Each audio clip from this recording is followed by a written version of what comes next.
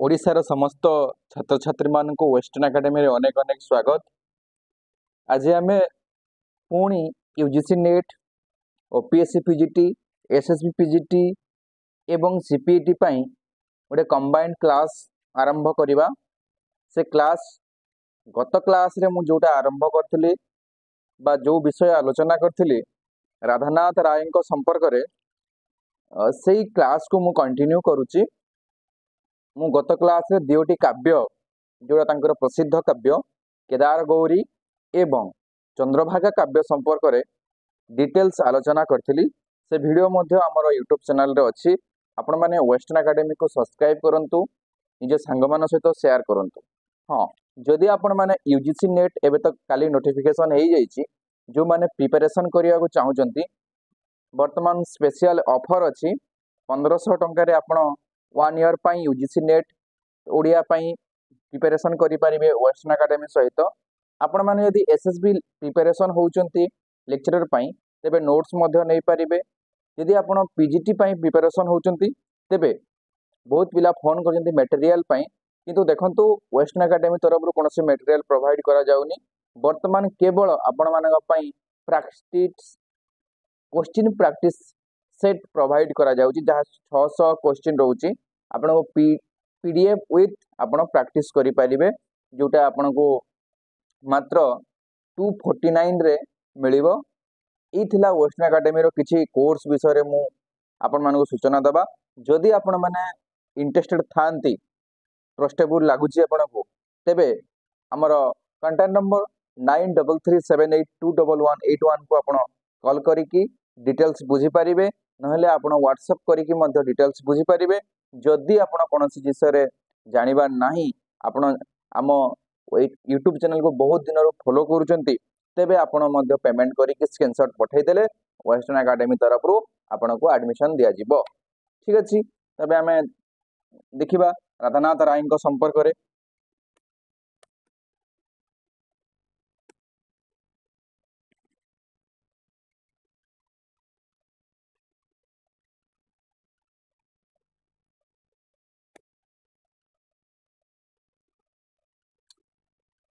मु गत क्लास रे कहूली जे तांकर जो काव्य सब को मु डिटेल्स भाव में आलोचना करी।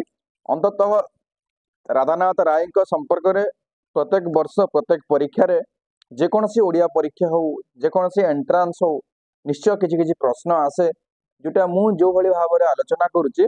आपण मानकु भाइबा पाई कोनोसी भाइबा पाई मध्य आपण को हेल्पफुल हेई परिबो।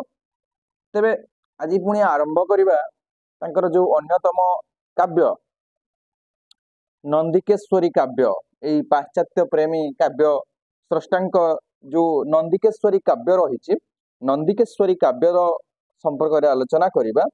प्रथमे देखिबा नंदिकेश्वरी काव्य, आमे तांकर एई काव्यर रचना काल संपर्क रे देखिबा, केबे प्रकाश पाइथिला ए काव्यटी। ए काव्यटी पिला माने 1887 मसीहा बेलू काव्यटी प्रकाश पाउची। ओभिडींकर जो मेटामॉर्फोसिस काव्य ग्रंथर अष्टम कविता दि किंग मिनस बोली गोटे आपण देखिबे। पूर्वरु मु जो केदार गौरी चंद्रभागा मध्य आलोचना करथिली, सेटा मध्य मेटामॉर्फोसिस रो काव्यर विभिन्न जो गल्प रही, विभिन्न जो काव्य कविता रही, से काव्य कवितार अनुसरण रे से राधानाथ रचना करुथिले। किंतु ये जो नंदिकेश्वरी काव्यटी जो अभिडींकर पाश्चात्य साहित्यकार अभिडीकर बा ग्रीक साहित्यिक अभिडींकर मेटामॉर्फोसिस ग्रंथर बा काव्य ग्रंथर जो रही अष्टम कविता मन रखिबे, the King Minos, the King Minos and Scylla, the King Minos and Scylla मन रखिबे जे अभिडींकर मेटामॉर्फोसिस काव्यर अष्टम कविता the King Minos and Scylla रो अनुसरण रे कवि राधानाथ राय नंदिकेश्वरी काव्य 1887 मसीह रचना करुचंती। ए कथाटी सब बेले मन रखिबे, यह हूँ सबुठ गुरुत्वपूर्ण कथा है। ये जो किंग मिनस एंड शिला रो कहानी और कवि बायरन को द सीज ऑफ कोरिनु बा द सीज ऑफ कोरिंथ ग्रंथरु कथावस्तु संग्रह करिसेंती नंदिकेश्वरी काव्यर।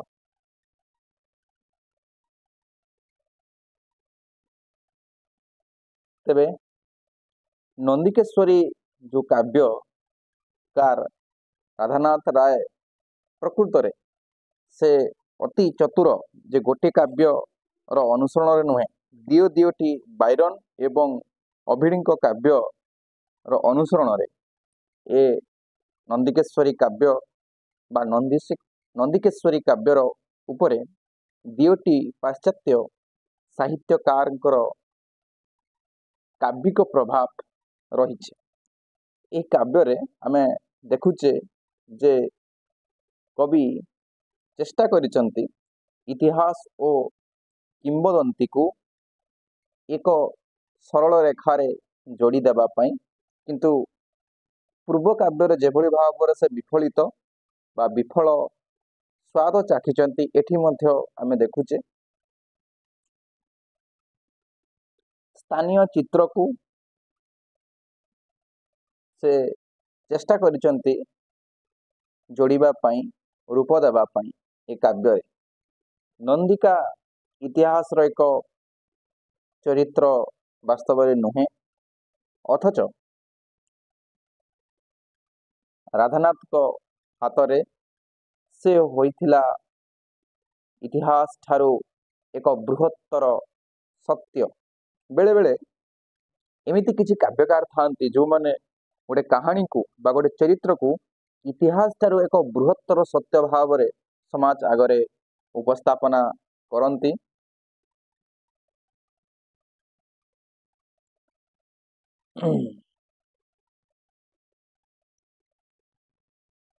स्टालिन, हंटर और बीम्स प्रमुख ओडिशार इतिहास रचना करथिले हैं। केउथिरे नंदिका प्रसंग आमे देखा पाऊना। ये जो विशिष्ट ऐतिहासिकार से समय थिले, मात्र आमे देखा पाइबा जे मादला पांजीर किंबदंती उपरे राधानाथ एकमात्र निर्भरशील ग्रंथ भाव बा निर्भर करी विदेशी ग्रंथरु कथावस्तु आनी काव्य रचना करिसंती। तेणु नंदिका होई जाइछि राधानाथी प्रतिभार एक काव्यिक प्रतिभू बा काव्यिक चेतना। एही काव्य रे नायिका नंदिका वास्तव रे प्रीति विमुखा नुहे, आपणार इच्छार नायक लागी से स्वतः चेष्टिता बा निवेदिता समर्पिता। चोड़गंग वीरत्व और सौंदर्य प्रति नंदिका विमुग्धा बा प्रेरिता। पिता सुवर्ण केशरींकर से शत्रु होइथिले मध्य नंदिकार सेथिप्रति तिले मात्र भ्रुकेप नुहे बा ता प्रेम रे टिके मात्र भट्टा बा ଘୃଣାର ଚିତ୍ର ନୁହେଁ। ଦେଶ ଓ ଜାତିର ସ୍ୱାଭିମାନକୁ ବଳି ଦେଇ ସେ ଆଗେଇ ଯାଇଛି ପ୍ରୀତି ପଥରେ। ପିତାଙ୍କ ଜୈତ୍ରମଣିକୁ ଅପହରଣ କରି ଚୋରି କରି ନେଇ ଶତ୍ରୁ ଶିରରେ ଉପହାର ସ୍ୱରୂପ ନିଜ ପ୍ରେମର ସାର୍ଥକତାକୁ ଉପଲବ୍ଧି, ନିଜ ପ୍ରେମର ଗୌରବକୁ ଗୌରବାନ୍ୱିତ କରିବା ପାଇଁ ଭେଟି ଦେଇଛି ଏବଂ ପ୍ରିୟତମକୁ ପ୍ରଣୟ ନିବେଦନ କରିବାକୁ ପଛେଇ ନାହିଁ। ମାତ୍ର ତାଙ୍କର ନାୟକ ଚୋଡ଼ଗଙ୍ଗ ତାର ନାରୀ ମନକୁ ସେ ହୃଦ୍ବୋଧ କରିପାରି ନାହାନ୍ତି। ତାକୁ ସେ ପରିତ୍ୟାଗ କରିଛନ୍ତି। ଫଳରେ ବିପର୍ଯ୍ୟସ୍ତା ନନ୍ଦିକା ବ୍ୟର୍ଥ ତା ବୋଧର ପୁଞ୍ଜୀଭୂତ ବେଦନାକୁ ନେଇ ମୃତ୍ୟୁବରଣ କରିଛି ବା ଆତ୍ମହତ୍ୟା କରୁଛି। ରାଧାନାଥ ନନ୍ଦିକେଶ୍ୱରୀ କାବ୍ୟର ଆରମ୍ଭରେ ଉତ୍କଳର ପ୍ରାକୃତିକ ସୌନ୍ଦର୍ଯ୍ୟ, ପ୍ରାକୃତିକ ଶୋଭାରାଶି ଓ ଐଶ୍ୱର୍ଯ୍ୟକୁ ବର୍ଣ୍ଣନା କରି କାଠଯୋଡ଼ି ତୀରେ ଚୋଡ଼ଗଙ୍ଗ ଦେବଙ୍କ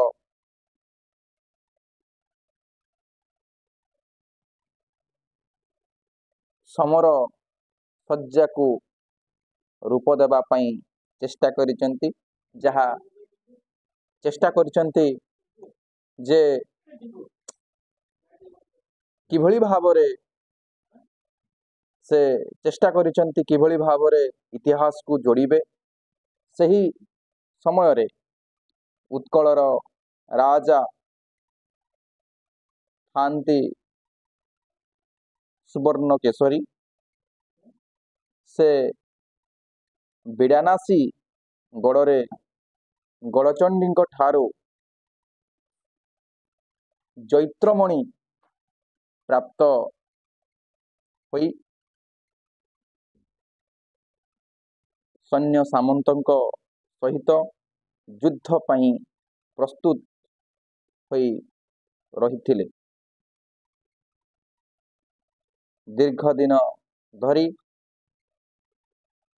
ବହୁ ପ୍ରଚେଷ୍ଟା ଫଳରେ ମଧ୍ୟ ଚୋଡ଼ଗଙ୍ଗ ଦେବ ଗଡ଼ ମଧ୍ୟକୁ ପ୍ରବେଶ କରିବା ପାଇଁ ଅସମର୍ଥ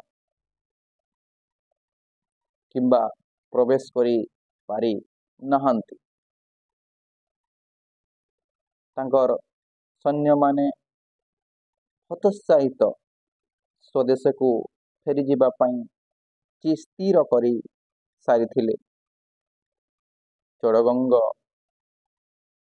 କିନ୍ତୁ ସୈନ୍ୟମାନଙ୍କୁ ଉଦ୍ବୋଧନ ଦେଲେ ଯେ ସେ ଉତ୍କଳକୁ ଶକ୍ତି ଉପାସନା ବିଲୋପ କରି ବୈଷ୍ଣବ ଧର୍ମର ପ୍ରସାର ପାଇଁ ସଂକଳ୍ପ କରିଛନ୍ତି।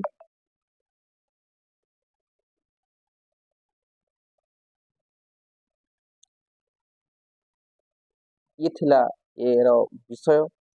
ଏହି ସମୟରେ କ'ଣ ହେଉଛି ନା, ଆମେ ଯଦି ଦେଖିବା ସୁବର୍ଣ୍ଣକେଶରୀଙ୍କର ସେନାପତି ବାସୁଦେବ ବିଦ୍ରୋହୀ ହୋଇ ଚୋଡ଼ଗଙ୍ଗଙ୍କ ଶିବିରରେ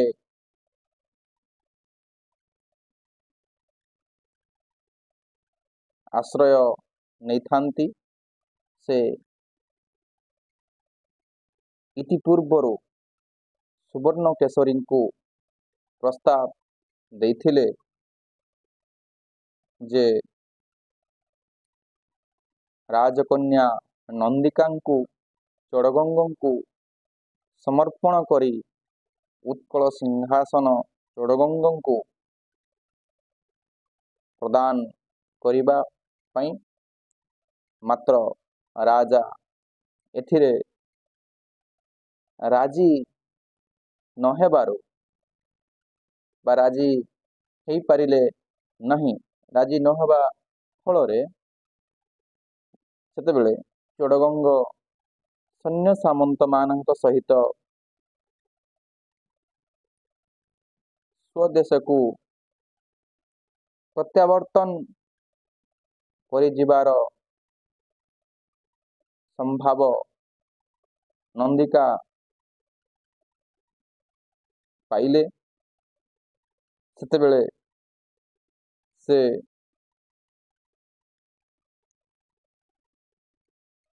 ବିବ୍ରତ ହୋଇପଡ଼ିଥିଲେ ଏବଂ ପିତାଙ୍କର ସେଇ ମୃତ୍ୟୁଞ୍ଜୟୀ ଜୈତ୍ରମଣିକୁ କୌଶଳକ୍ରମେ ଅପହରଣ କରି ଚୋଡ଼ଗଙ୍ଗଙ୍କ ଶିବିରରେ ଉପସ୍ଥିତ ହେଲେ। ତାଙ୍କର ଅପହୃତ ମଣିକୁ ସେ ସେଠି ଭେଟି ଦେଉଛନ୍ତି ଏବଂ ଚୋଡ଼ଗଙ୍ଗଙ୍କର ସୌନ୍ଦର୍ଯ୍ୟରେ ସେ ବିମୁଗ୍ଧା ହୋଇଛନ୍ତି। ନନ୍ଦିକା ତାଙ୍କ ହାତରେ ଯେତେବେଳେ ଜୈତ୍ରମଣି ସମର୍ପଣ କଲେ ଓ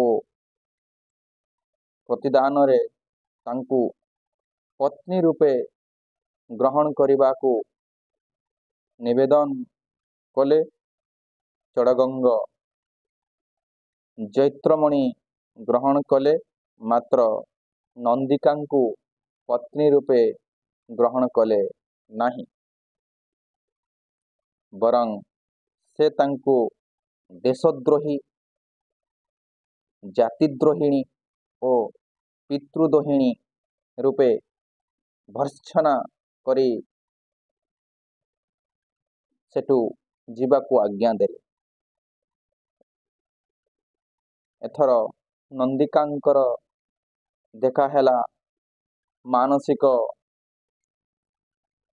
ଭାବାନ୍ତର, ନାରୀତ୍ୱର ମୋହ ଖସି ପଡ଼ିଲା। ଅନୁତାପର ଜ୍ୱାଳା ଅନୁଭବ କଲେ। ନନ୍ଦିକା ଗୋଟିଏ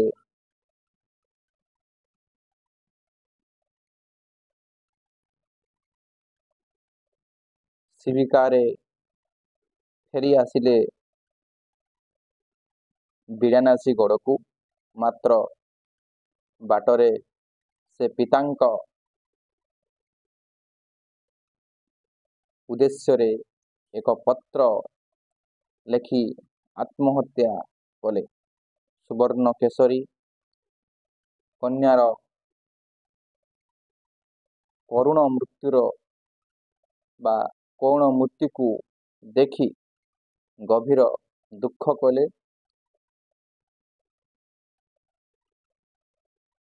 ମହାନଦୀ ପଠାରେ କନ୍ୟାର ଶବ ସଂସ୍କାର କରାଇ ସେଠାରେ ଏକ ସମାଧି ମନ୍ଦିର ନିର୍ମାଣ କରାହେଲା। ପଠାର ନାମ ହେଲା ନନ୍ଦିକେଶ୍ୱରୀ ପଠା। ରାଜା ସୁବର୍ଣ୍ଣକେଶରୀଙ୍କର ବୈରାଗ୍ୟ ସୃଷ୍ଟି ହେଲା। ସେ ଜୈତ୍ରମଣି ଓ ଉତ୍କଳ ସିଂହାସନକୁ ଚୋଡ଼ଗଙ୍ଗଙ୍କୁ ନିର୍ଦ୍ୱନ୍ଦ୍ୱରେ ସମର୍ପି ଦେଇ ଗଡ଼ ତ୍ୟାଗ କଲେ ଓ ତାଙ୍କ ନିକଟସ୍ଥ ସୁବର୍ଣ୍ଣପୁର ଠାରେ ଶେଷ ଜୀବନ କଟାଇଲେ। ଚୋଡ଼ଗଙ୍ଗ ହେଲେ ଉତ୍କଳର ସମ୍ରାଟ। ଜୈତ୍ରମଣିକୁ ସେ ପଠାଇଦେଲେ ଶ୍ରୀଜଗନ୍ନାଥଙ୍କ ମନ୍ଦିରକୁ। କବିବର ରାଧାନାଥ ଏହି ବିଷୟକୁ ଇତିହାସର कंकाळ उपरे काव्य रूप देइथिले हैं एथिरे विदेशी कथावस्तुर मुख्यतः समन्वय କରିଦେଇଛନ୍ତି। ତେଣୁ ଆମର ଆଲୋଚ୍ୟ ବିଷୟ ଇଏ ଥିଲା। ଆମେ ବିଶେଷ ଭାବରେ ଅଭିଣୀଙ୍କ ଯେଉଁ ଦି କିଙ୍ଗ ମିନସ୍ ଆଣ୍ଡ ଶିଲାକୁ ଆମେ ଯିବା ନାହିଁ। ଆମେ କିଛି କୋଟେସନ୍ ଦେଖିକି ଏ କାବ୍ୟର ସମାପନ କରିବା। ମହାବଳୀ ପ୍ରେମ ଅଟଇ ମହିର, ମହାବଳୀ ପ୍ରେମ ଅଟଇ ମହିର। ତାପରେ କବି କ'ଣ କହୁଛନ୍ତି ନା ପ୍ରେମ ସିନା କରେ ଅବଳାକୁ ବୀର, ପ୍ରେମ ଦିଏ ବୁଦ୍ଧି ଉଦ୍ଯୋଗ ସାହସ, ପ୍ରେମ ଦିଏ ବୁଦ୍ଧି ଉଦ୍ଯୋଗ ସାହସ, ପ୍ରେମ କରିପାରେ ଅବଶକୁ ବଶ। ଏ ହେଉଛି ଏହି କାବ୍ୟର ଏକ ସ୍ୱର କହିଲେ ଅତ୍ୟୁକ୍ତ ହବ ନାହିଁ। ଏ ଥିଲା କବି ରାଧାନାଥଙ୍କର କାବ୍ୟ ନନ୍ଦିକେଶ୍ୱରୀର ପ୍ରେମ ପ୍ରତି ନିଷ୍ଠା। ଯେଭଳି ଭାବରେ କେଦାରଗୌରୀରେ ଆମେ ଦେଖୁଛେ ପ୍ରେମ ଏକ ବିଯୋଗାନ୍ତକ ଘଟଣା ଘଟଉଛି, ଚନ୍ଦ୍ରଭାଗା କାବ୍ୟରେ ଆମେ ଦେଖୁଛେ ପ୍ରେମ ଏକ ବିରାଗ ଚିତ୍ର, କିନ୍ତୁ ନନ୍ଦିକେଶ୍ୱରୀ କାବ୍ୟରେ ଆମେ ପ୍ରେମର ଯେଉଁ ଚିତ୍ର ଦେଖୁଛେ, ଯେଉଁ ନିଷ୍ଠା ଦେଖୁଛେ, କିନ୍ତୁ ସେ ବାଟ ଯେ ଦେଶଦ୍ରୋହୀର ବାଟ, ସେ ବାଟ ଯେ ପିତୃଦ୍ରୋହୀର ବାଟ, ଏକଥା ଆମେ ମଧ୍ୟ ଭେଟୁଛେ ଅନ୍ୟ ପଟରେ। କିନ୍ତୁ ନାରୀତ୍ୱର ଦାୟାଦରେ ଗୋଟେ ନାରୀ ପ୍ରେମ ପାଇଁ କେତେ ଦୂର ପର୍ଯ୍ୟନ୍ତ ଚାଲି ଯାଇପାରେ ଆମେ ଚିତ୍ର ଦେଖୁଛେ ଏହି ନନ୍ଦିକେଶ୍ୱରୀ କାବ୍ୟରେ। ଆସନ୍ତା କ୍ଲାସରେ ମୁଁ ରାଧାନାଥଙ୍କର ଆଉ ଏକ କାବ୍ୟ ଉଷା କାବ୍ୟ ସମ୍ପର୍କରେ ସୂଚନା ଦେବି।